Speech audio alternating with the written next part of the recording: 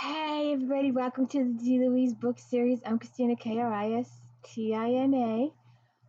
This is where we read books, talk about books, no special effects, no theme music, nothing special going on here. Just reading books, talking books. And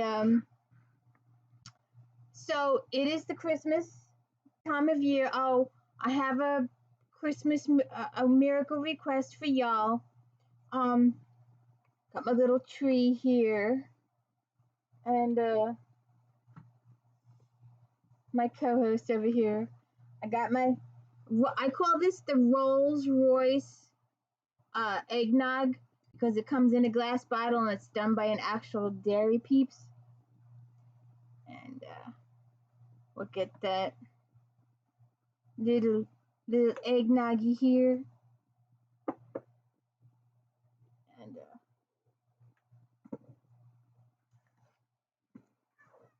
a little co-host. I got you. She wanted some eggnog.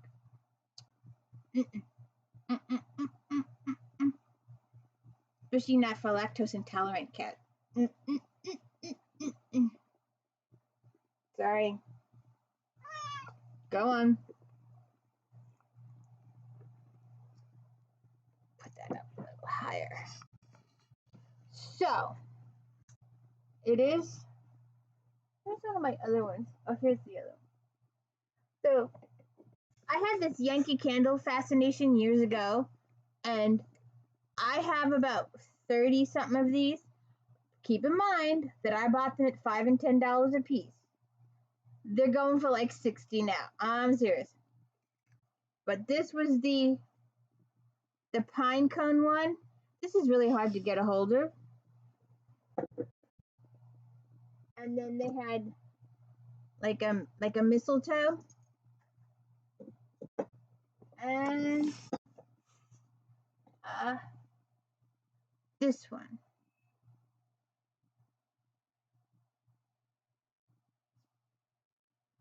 And it's just the Christmas season, and twinkle toes.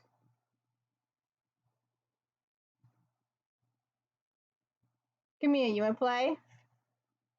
This book, Eve Dallas, book 40.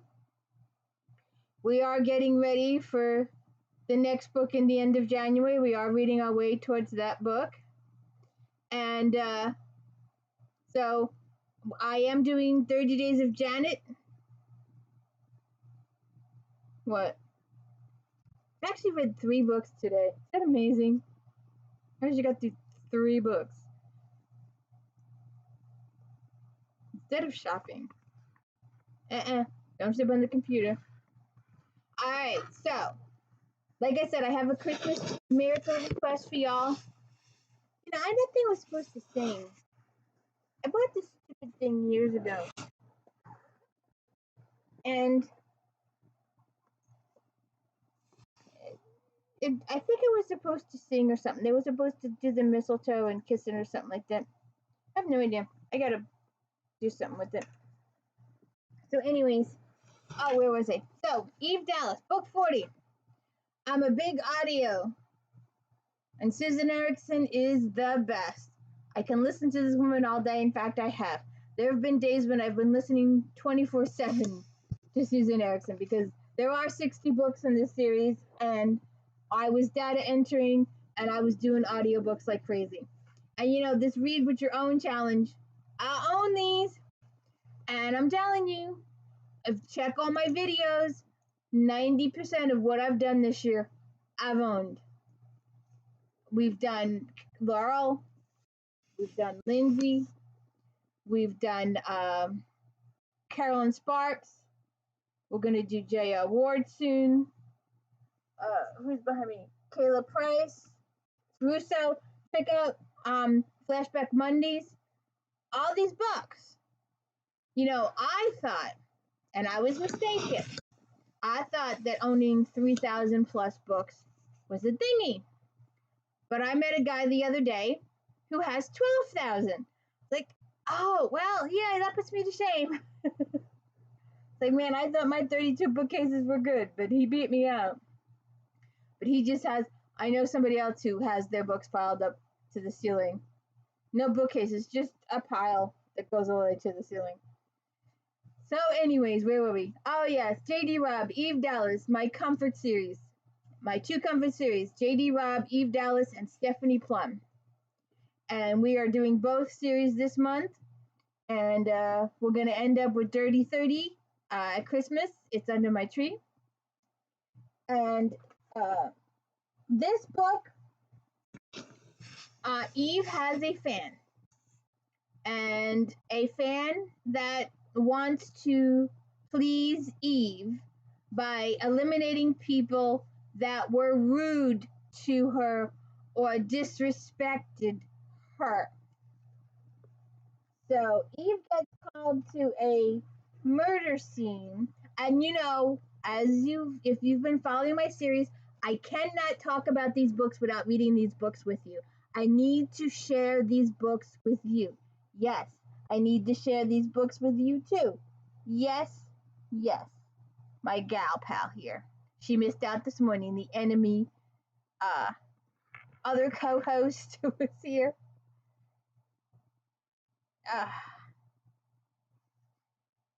Where were we?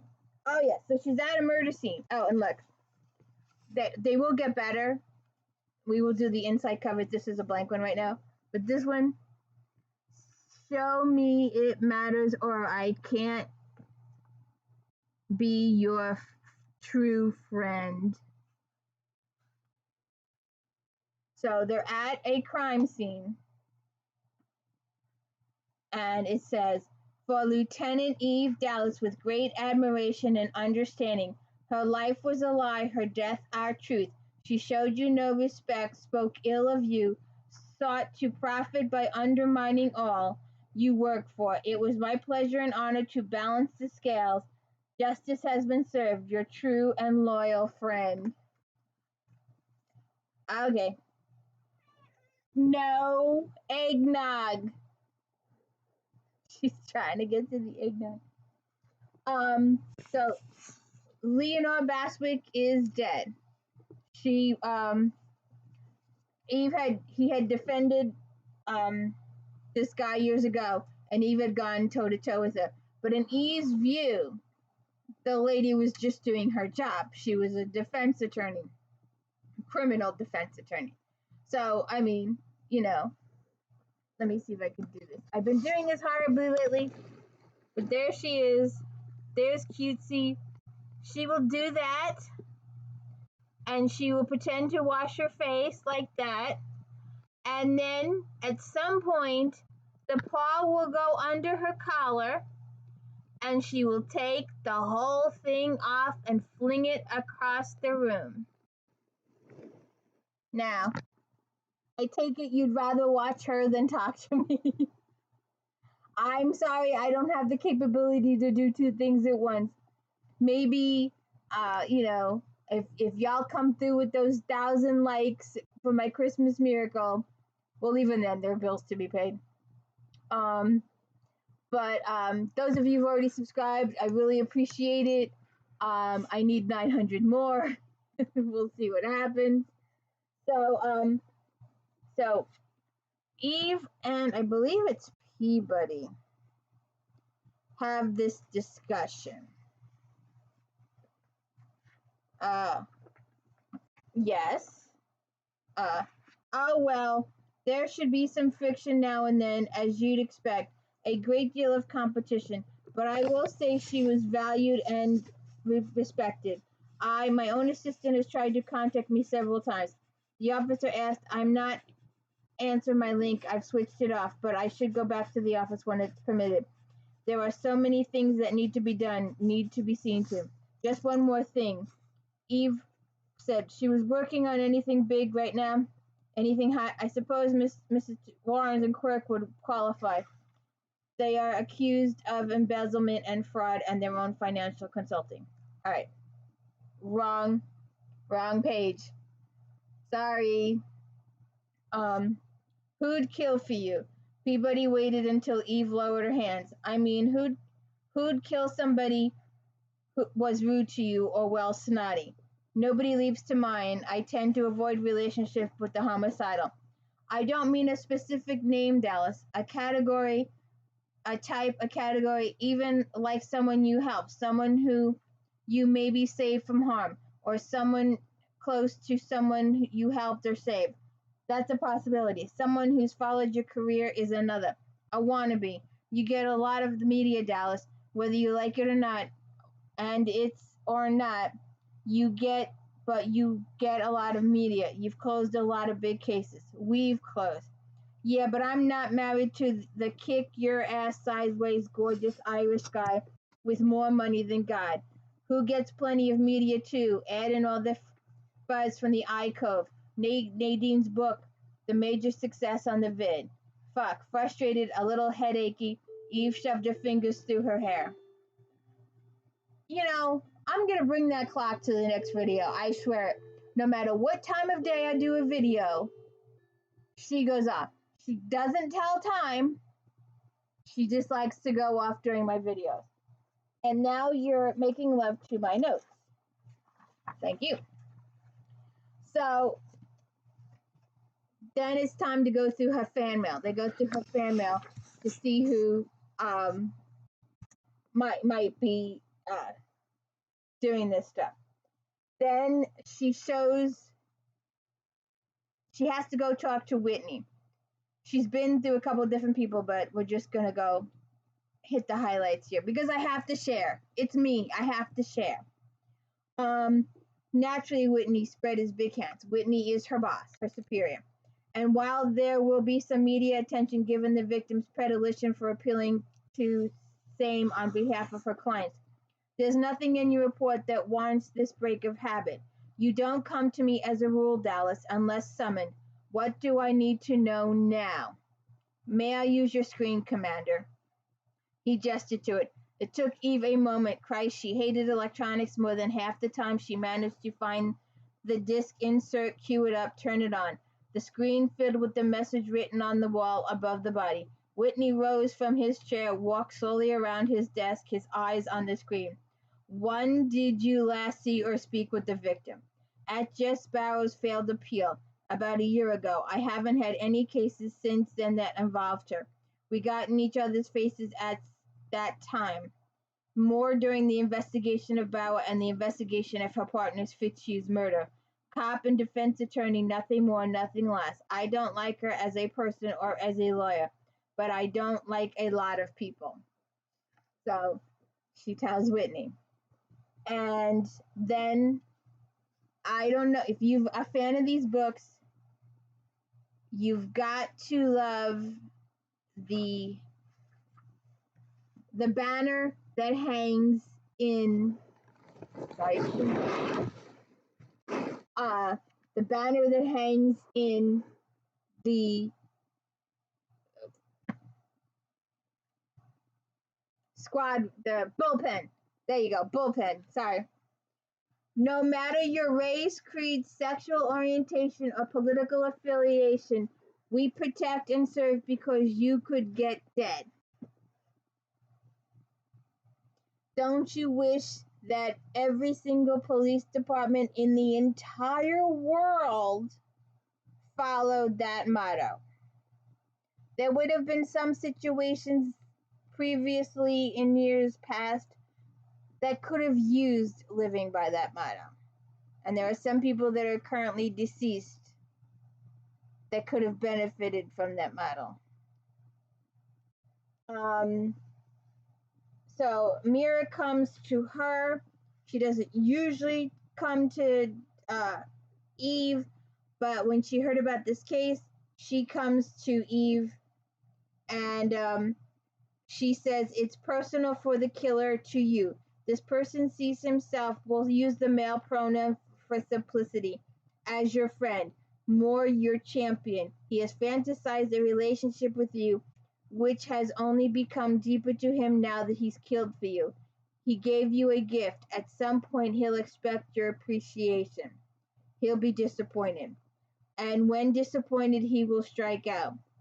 If I pass it on, if I said essentially, this one's not worth my time and effort, what then?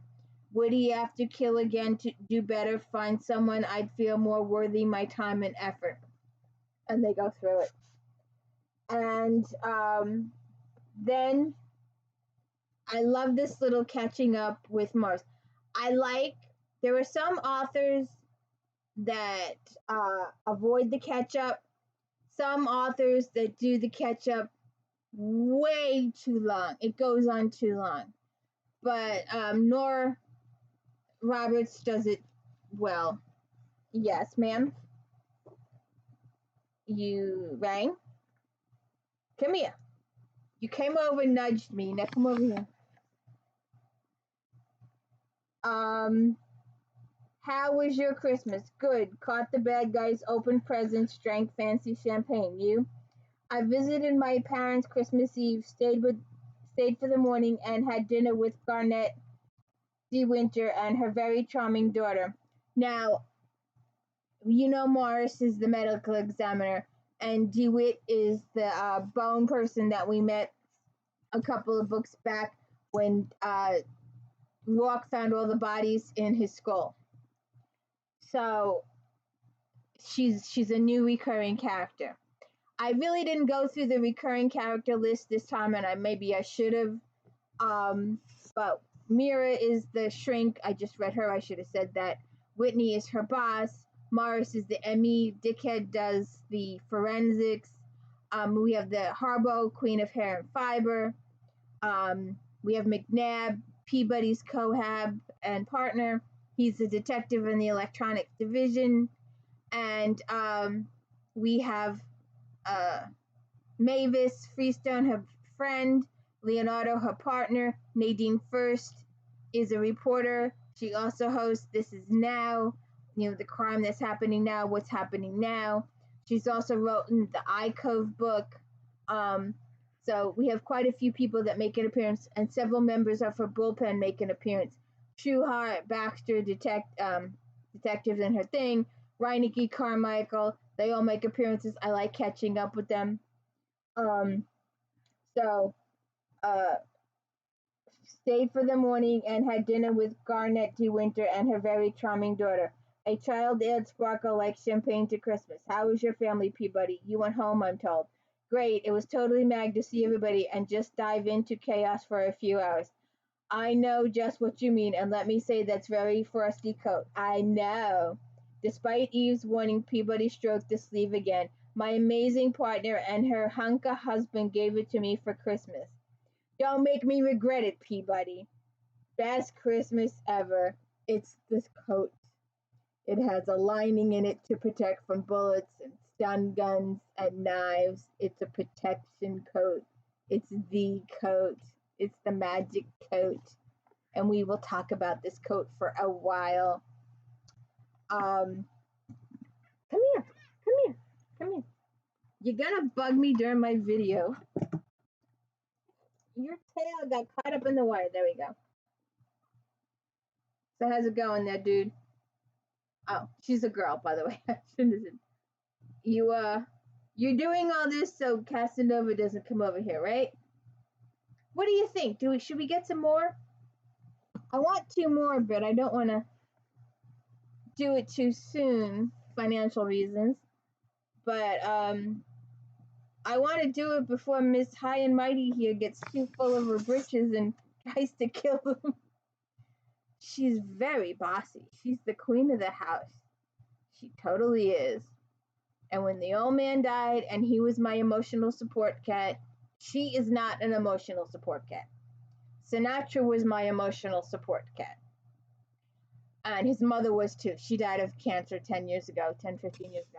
And he just died a couple months ago. He was 18. He was supposed to live a few more years. He was in good shape. But apparently those be-all, end-all blood tests that the vets do don't diagnose a brain tumor. He had seizures and died within 2 weeks. It was horrific. He was my comfort care cat. His mother was my comfort care cat. He inherited her comfort genes. What is all that stuff? So a comfort care cat is the kind of cat that will be held when you want to help. Will come, and he did. Him and his mother both 100% of the time called, they came. They would stay in your lap for 20 hours a day. It was all up to you. That's what a comfort care cat is. The other type of cat is the one that wants to be held when they want to be held. Will come when they want to come. And the comfort care cat is a rare one. This one, she beats the life out of her sister. And my other co-host, the remaining boy, is, I don't know what, we adopted him late. He was 2 when we adopted him. And he's petrified of girls. Every female that's come through this house, he's been absolutely petrified. And every female that's come through this house has taken great pleasure in beating the life out of his butt. And I think he must enjoy it, or he's really stupid. I don't know which. If this is the stairs and he wants to go up the stairs and he's at the bottom of the stairs and the girls are in the middle of the stairs to prevent him from going up, you pick him up. You carry him up the stairs to safety. The idiot will go back downstairs and right into them again. Don't know why, but he just does. So there was no saving. You had to give up and let him deal with it on his own. We have a ton of litter boxes all over the house. We have 2 for everybody. And everybody has their favorites. And they give him the evil eye when he hits the box. There's other boxes in the house. There are tons of boxes in the house. There are clean boxes all over the house. They get cleaned several times a day. So anyways, we got sidetracked, didn't we? So I wanted to share this cute little thing with her and Morris. Her and Morris is her, he was her trainer. He was her mentor. And he has now taken over, he's captain of EDD. And I thought this was cute. Feeney refers to his, the people that work under him as his kids or his boys. Regardless of gender, they're his boys. And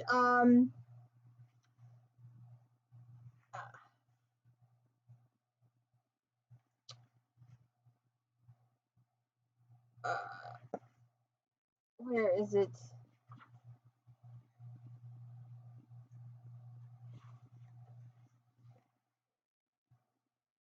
She went back to homicide, then finding a message from Feeney, went straight up to EDD to meet with its captain and her former partner in EDD's lab.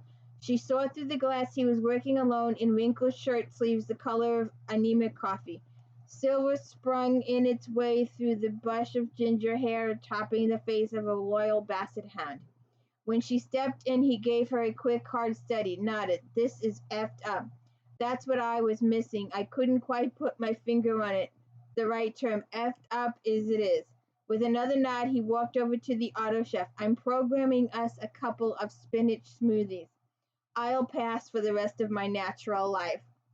Just what you need, he insisted, tapped buttons manually and came out with 2 cups of coffee.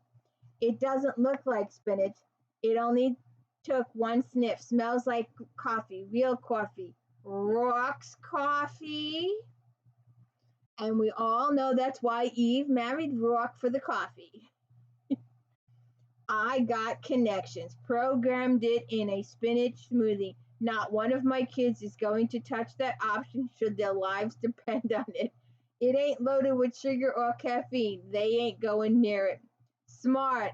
Like that are why you're captain. Damn straight. I love it. She has to work some bit with Kai Young. He's the media liaison, and he's one of the media people that she actually likes. And her favorite term is that he's not an asshole. And then she the only other person she really likes to deal with is Nadine, because Nadine has become a friend. She goes home, and Somerset tells her she's late. They're her and Rourke are due at a benefit at Carnegie Hall. And so then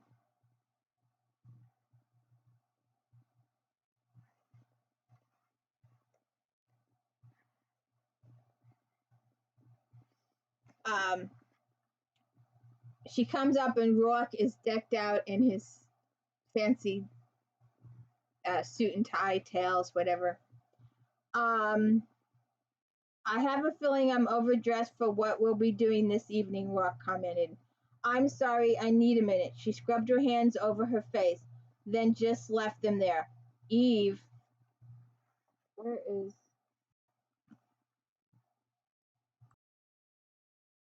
Sorry, person had to sneeze.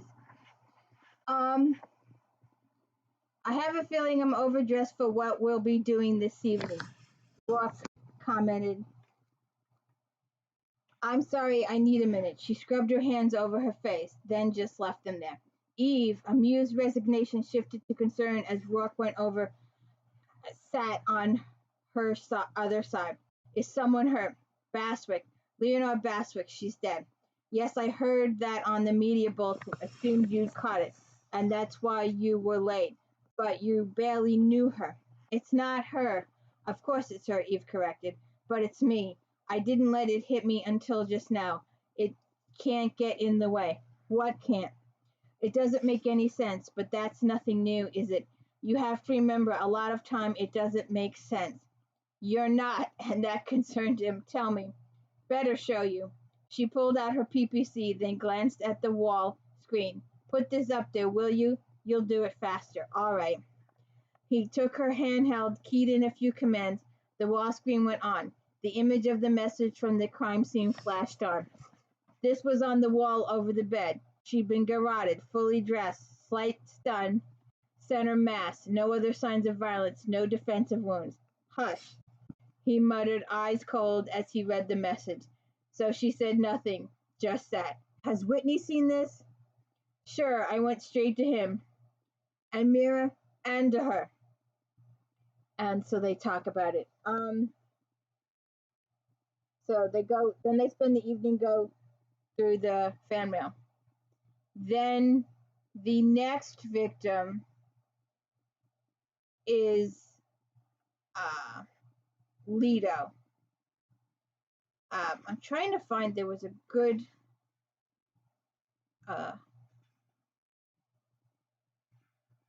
good description of what.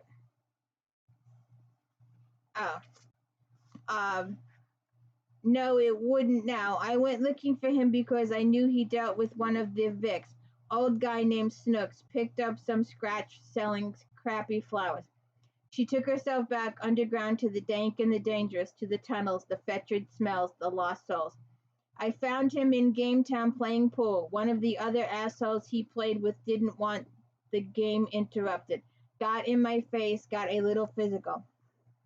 I picked up Lido's cue, knocked the asshole back with it. But he was big, and he broke it off, came back at me. I used my knee as a cue on his balls, ran the table, you could say.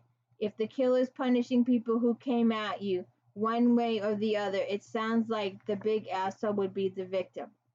Lido loved that cue, and I broke it on the big asshole's rock head. Lido grabbed it and ended up clocking me in the face inadvertent.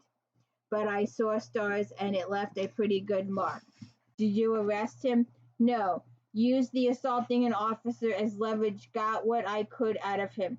He actually gave me some information. He didn't do anything but piss me off, gave me an accidental tap, and maybe himself, which meant he was a moron. All that would have been in your report. Yeah, she said. All of it would have been in my report, added that Lido likely tried to up his rep by claiming he'd taken on the bitch cop, left a mark on her. He could have told that story while doing his last stint, embellish. So that's one of the reasons why they think Lido was chosen. And then they're talking to the tenants around Lido. And this is, and this book, there's a later book where Eve starts to take advantage of the fact. I don't know if we saw it yet. We might have saw it in a previous book. I don't remember, but there's one other time that she really does a good deed.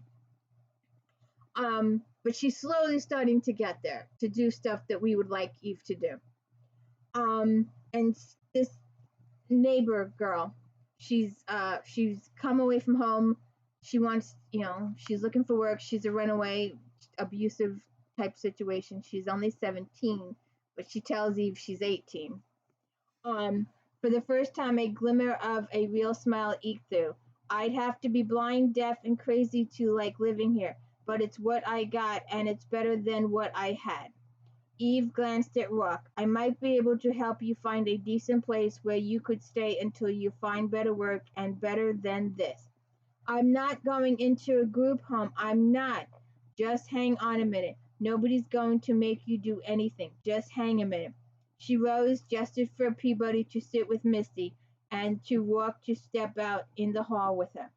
She's 17. I figure a runaway out of Dayton, Ohio, but nobody's looking for her. I got enough of her medicals to see a pattern of physical abuse.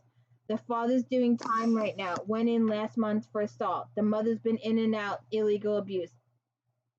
I don't know, the youth shelter isn't near finished yet, but maybe she doesn't altogether fit. Maybe there's a place for her at Duckus until she'll be 18 in May.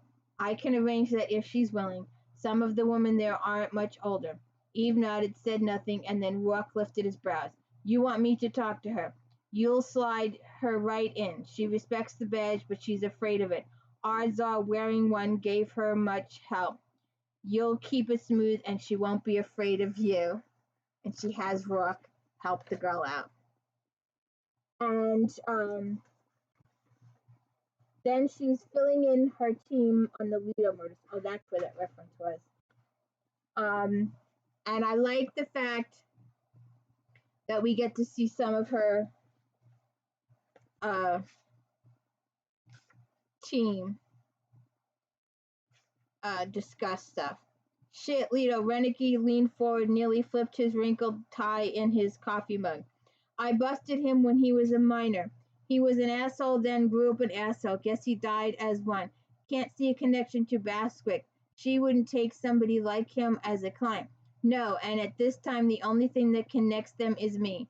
That's the broken half of Lido's pool cue sticking out of his chest. We're waiting for the sweeper's report on the crime scene, but I don't expect they'll find anything. Lido gave you a love tap with a broken cue. Carmichael shifted as Eve paused, then shrugged her shoulders. Hell, LT, you came in wearing the mouse. She tapped under her eye, and Peabody looked like she crawled her way out of a pair of Crocs.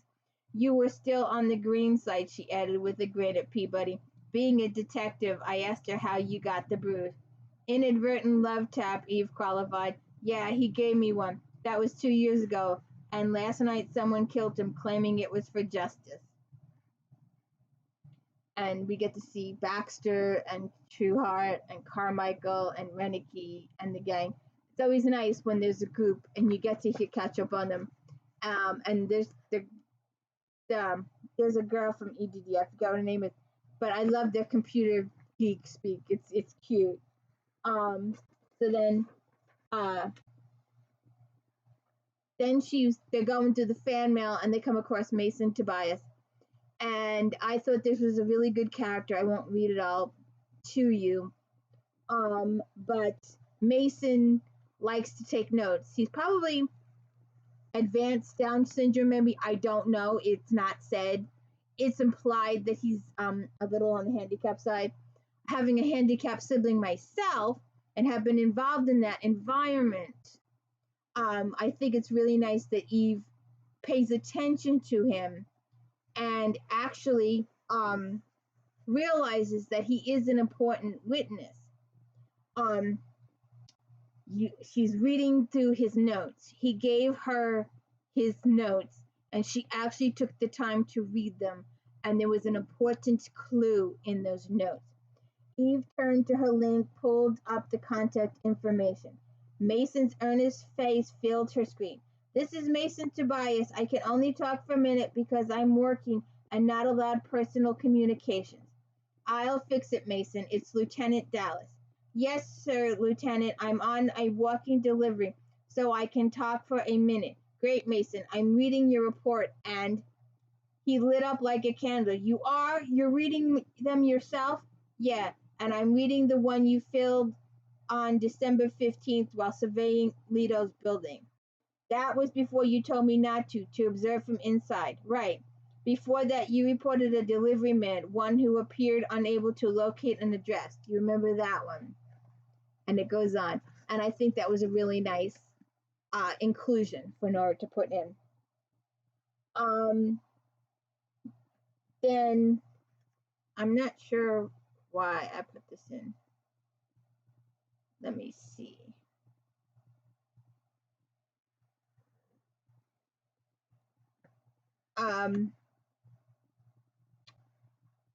Eve came home and said to Somerset, don't take any deliveries, don't do this, don't do that. And sometimes Somerset balks at trying to follow Eve's orders. He gets a stick up his butt.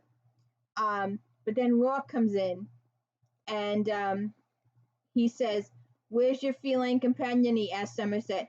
I believe he's upstairs with the lieutenant. ROARKE lifted an eyebrow as he took off his coat. Eve's home?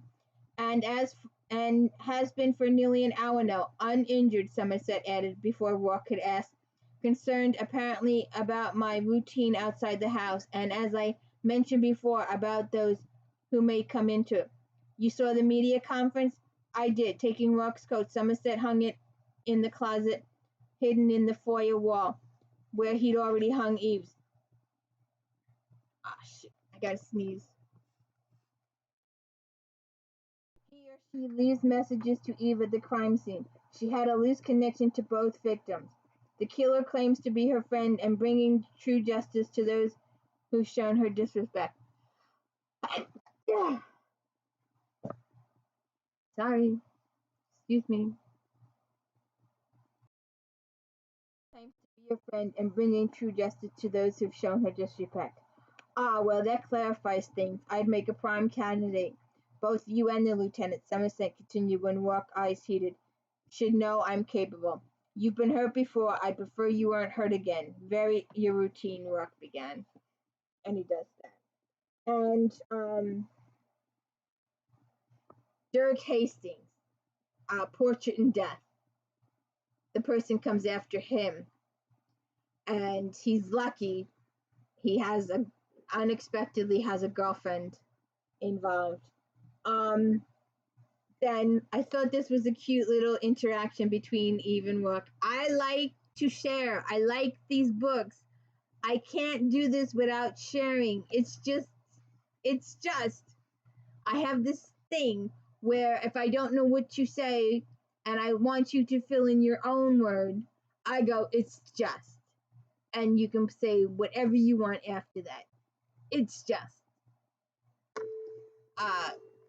She's going off again.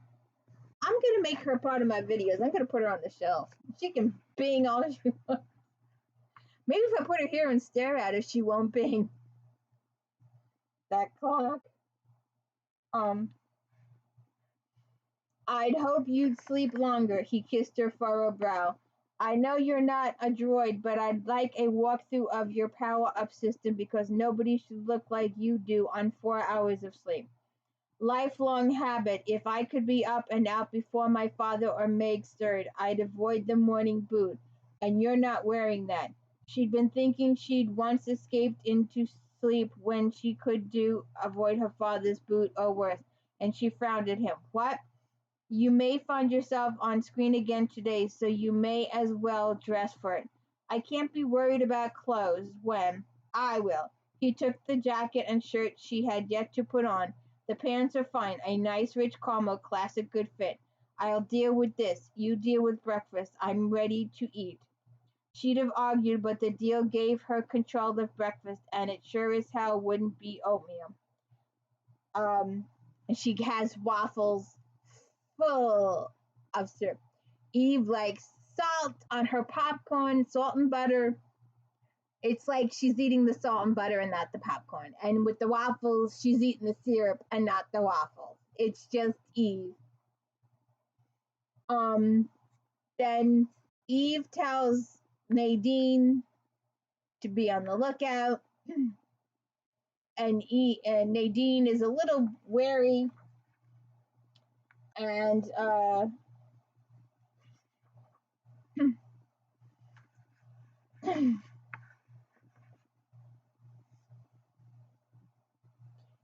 tell me what happened.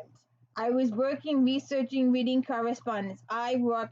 When he came in, he went straight to her, leaned down, cupped her chin in his hand. After a moment, he nodded, brushed his lips to her forehead. Why don't I get you a smoother? Actually, I got a bottle of bourbon, far left cabinet, top shelf, kitchen. I could use a double, straight up. I'll take care of it. Nadine, okay. She kept her hand in hers, needed that link. I got an email, supposedly from an intern at the station, telling me my producer was messaging over a packet, which of course you verified. Nadine winced, clearly hearing the temper and sarcasm in the cool words. It's not unusual for Bing to shoot me out something this way. You opened the fucking door. Not exactly. She puffed out a breath. But I would have. I see that now, and it pisses me off. I would have if you hadn't sent that last nagging email about not opening the door, period. I was still rolling my eyes at you when she buzzed. She paused, wiped at her eyes when they watered up. Damn it, I hate being stupid, being played. She had the names right. My producer, my assistant, her intern, even the name of the messenger service we use most regularly. And, as I said, Bing's known to send something over. I asked for ID, Dallas. She showed it and cleared this building scan. She didn't match the description. Shorter, slimmer, the hair showing. I was about to open the door when I could feel you snarling at me. She wiped at her tears again, looked up at ROARKE, brought her drink. Thanks. She swiped them aside when he sat on the arm of her chair, took out a pristine white handkerchief, dabbed at her tears. There now, darling, you're safe. God, why don't the Icos clone you? Then I could have one. Sorry, it's just a reaction. Stunned streams freaking hurt. I now have reason to know, even when they're just glancing. You open the door, Eve began. I left the chain on. Don't beat me up over it. I'm doing a good job of it myself. I thought compromise. Not really opening the door, but just getting whatever been sending me. I had her show me the packet through the peep, and then I left the chain on. Told her to pass it through. After letting out a cleaning breath, she took a bit of bourbon. She hesitated, and it set off an alarm. Then I looked through the peep again, and she was looking at the door. Your eyes, Dallas, about the same color as this bourbon. She took another hit, long and slow. More alarms, and I should have listened to them and slammed the door right then. But she angled the stunner in the gap, caught me on the arm. It feels strange, still tingles some, but it's not hurting like it did. She threw herself against the door, and she got that damn stunner angle. She caught me on the leg, dropped me. And then, I won't read it. We're getting a little long here. But then we visit Jamie LINGSTROM. And apparently he's also on the victims list. Jamie is the one person in all 60 books that broke into ROARKE's house successfully. And ROARKE liked the kid so much that he wanted to hire him and give the kid a job. But the kid is a nephew, I believe, of Feeney's, or he's the godfather, one of the two. And he wants to be a cop. And ROARKE is trying so hard, so hard, to get the kid to come to his business instead of being a cop. So much to the point that he is sponsoring the kid's college. The kid calls it his freight. He's paying the full freight for college for Jamie interning at his company a little bit while he's still going to go to the police academy when he finishes. So we'll see what happens. We don't know what's in Jamie's future. So that's book 40, Obsession in Death. We will get to them all. The next book is the last week in January, so we're going to be ready for that. So, Obsession in Death, please check it out. Don't forget Star Trek Fridays, Flashback Monday. Hey, reading what you own. I am reading what I own. All these other people, Like, I've been doing that all year. I've read over 400 of my own books. Come on, peeps. Share me the love. I read 3 books today. I'm on to 11 on top. Let's have a good day and enjoy your eggnog. And maybe I'll figure out. They were supposed to sing, or at least I thought they sang, and they don't. I think they went around with the mistletoe or something. He's got mistletoe in his hand. See, I don't know what's up with this. I have no idea. We had to wait a year for this stupid plug. We bought the wrong plug the first time. It's like several years old. I don't know. I'm just checking it out. So please hit the like and subscribe and let me know I'm doing a good job. I'm just trying. I'm just trying. And have a, here it is. Have a cardinal Christmas. Have a good one. Let's go have some eggnog, shall we? Have a good one. Hey, wait a second. Hey, Spunky. Okay.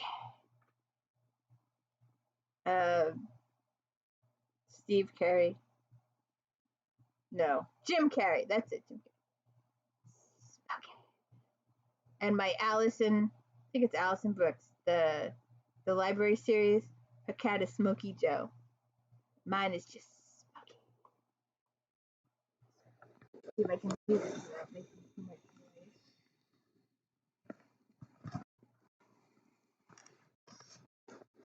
Yeah. Well, this is not gonna work. I don't even know where she is. Yeah. Oh well. Yeah. Come here. That worked. See? Now I got her. I'm horrible at this. I need your support. Help me. Come on. Show some love. I'm trying here.